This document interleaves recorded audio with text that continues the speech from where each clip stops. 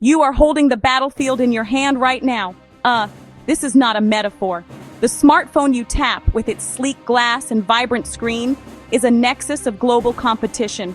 The electric car you may one day drive, silent and swift, is powered by a hidden war for resources. The advanced fighter jets that patrol our skies and the artificial intelligence that increasingly governs our world are all built from the same essential ingredients. These are not grand armies or vast oil fields. They are simple rocks, they are special minerals, and in 2026, they are the new currency of power. The age of oil has not ended, but it no longer stands alone. The mineral age is here, and it is redrawing the map of the world. The 20th century was defined by a relentless thirst for oil. It was the black gold that fueled industrial machines, powered naval fleets, and built sprawling empires from the sands of the Middle East to the boardrooms of the West. Nations rose and fell based on their access to it. Wars were fought over it. Now, a new requirement has emerged, one based on elements that are often measured in grams, not barrels. We call them critical minerals. This group includes lithium, cobalt, copper, and a family of metals known as rare earth elements. They are often small in physical size, but their strategic importance is immense and growing with every passing day. The shift is as profound as the move from coal to oil a century ago. It changes everything. It changes which countries are rich and which are poor. It elevates nations that were once on the periphery of global affairs and challenges the dominance of established powers. The geology of a nation is suddenly as important as its military might or its economic policy. Where these minerals are found, how they are extracted, and who controls their journey from the mine to the factory, these are the questions that now define international relations. The supply chains are long, fragile, and fraught with risk, creating new vulnerabilities for every nation on Earth.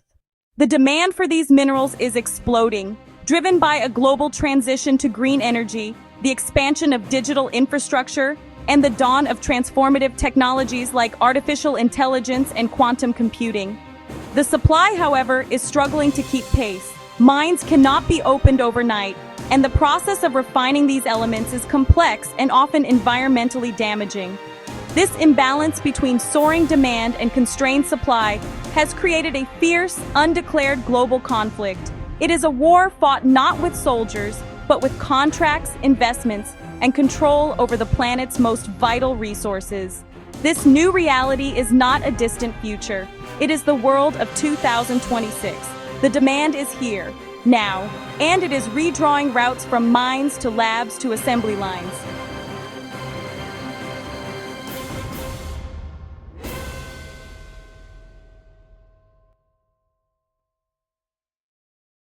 The global hunt for lithium has ignited a modern-day gold rush, a frantic scramble that spans continents and reshapes economies. The demand is relentless, driven by government mandates for electric vehicles and ambitious renewable energy targets. Every electric car that rolls off an assembly line contains a significant amount of lithium in its battery pack. Every massive battery farm adds to the deficit. Previously overlooked salt flats and rock deposits have become strategic assets of immense value, creating a new lithium triangle in South America and sparking exploration worldwide. This triangle encompasses parts of Chile, Argentina, and Bolivia, and sits atop the world's largest known lithium reserves. Here, the metal is extracted from brine pumped from vast underground salt lakes, left to evaporate for months, leaving a concentrated slurry from which lithium carbonate is harvested.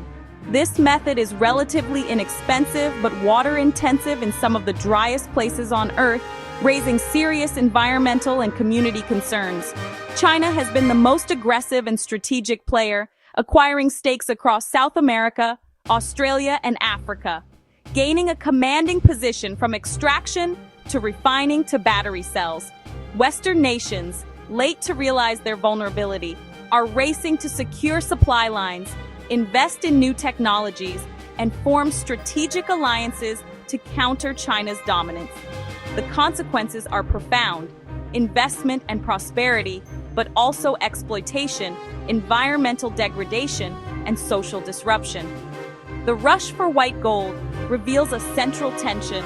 The green transition depends on an intensive and often dirty mining industry. Deep in the heart of Central Africa lies the Democratic Republic of Congo, a nation blessed and cursed by its geology. The DRC holds more than half of the world's known cobalt reserves, essential for the stability and longevity of lithium-ion batteries that power our modern world. The cobalt mined here finds its way into nearly every smartphone, laptop, electric vehicle. The extraction of cobalt is a story of stark contrasts: large-scale industrial mines, multinationals, heavy machinery, vast open pits. A substantial amount is extracted by artisanal miners, men, women, sometimes children, working in perilous conditions with basic tools, grueling, dangerous labor, but often the only income. This has become a theater for a new scramble for Africa. China aims to dominate EVs and batteries, holds stakes in major mines, builds roads and refineries, and ships ore to China. The United States and Europe scramble to forge ties, offer investment, and promote responsible sourcing. The fate of the Congolese people, regional stability, and the world's clean energy transition all hang on who controls this single vital blue-gray metal. Section 5, Copper, the veins of our electric future. While lithium and cobalt capture headlines, the silent workhorse of the energy transition is copper, the circulatory system of our electric world. From microchips to national grids, copper is everywhere. EVs use up to 4 times more copper. Battery, wiring, electric motor. Wind turbines need tons, generators and cables. Solar farms require vast lengths of copper wiring. AI and cloud data centers consume enormous copper for power distribution and cooling systems. Supply strains. Declining ore grades raise costs and footprints. Water scarcity bites. Political instability and resource nationalism heighten risk. New large discoveries are rare, and a new mine can take more than a decade, driving volatility and competition. Nations race to lock long-term supply. Shortages mean idle factories for manufacturing hubs and higher electrification costs for developing nations. The race for copper is about fundamental industrial might. The nations that secure copper will build the cities, power the grids, and manufacture the technologies of the 21st century. The battle for technological supremacy is being fought with rare earth elements, 17 metals like neodymium, dysprosium, yttrium. They enable powerful magnets for EVs and wind, vivid screens, specialized lasers, precision-guided munitions, and advanced sensors. For decades, China cornered production and refining through state-backed investment, low costs, and lax regulations, supplying over 90% by the early 2010s, gaining geopolitical leverage. The threat of curbing exports sends shockwaves from German automakers to U.S. defense contractors. Western governments call it a national security vulnerability and race to build alternative supply chains, exploring in Australia and Canada.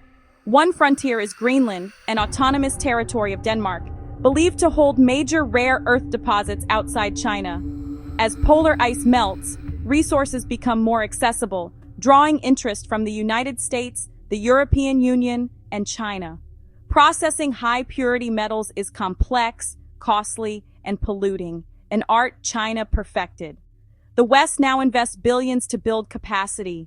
The next generation of electric cars, wind turbines, and defense systems depends on breaking this dependency. The rare earth race shows geology and industrial policy merging into a central arena of great power competition.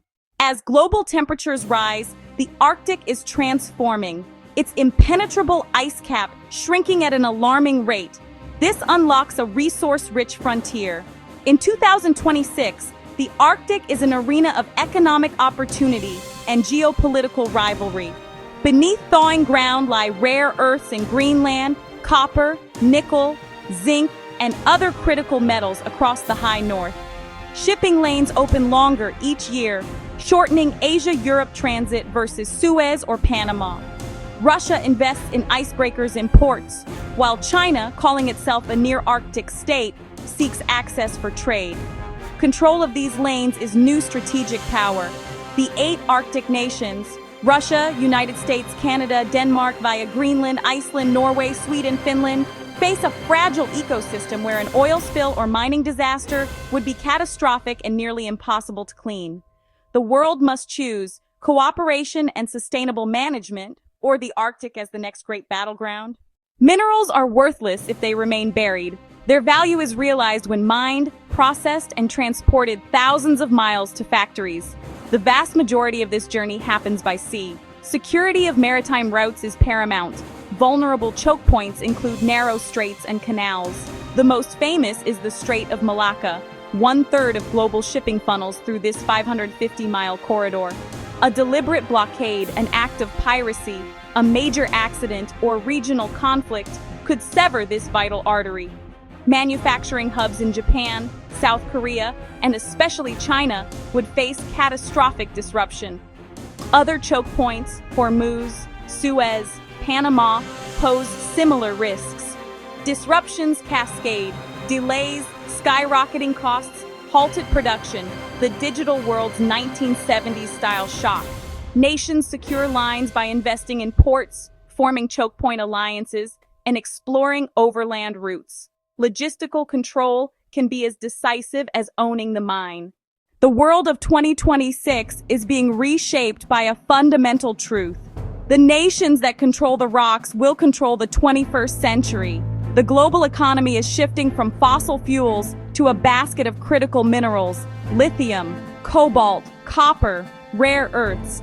They are the new oil, essential for green energy, the digital economy, and advanced technology.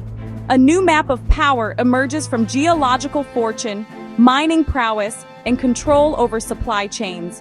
The winners secure steady supply. The losers cannot.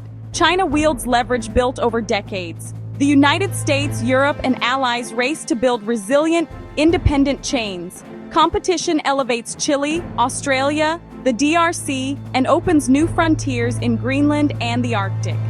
This race carries environmental and human costs.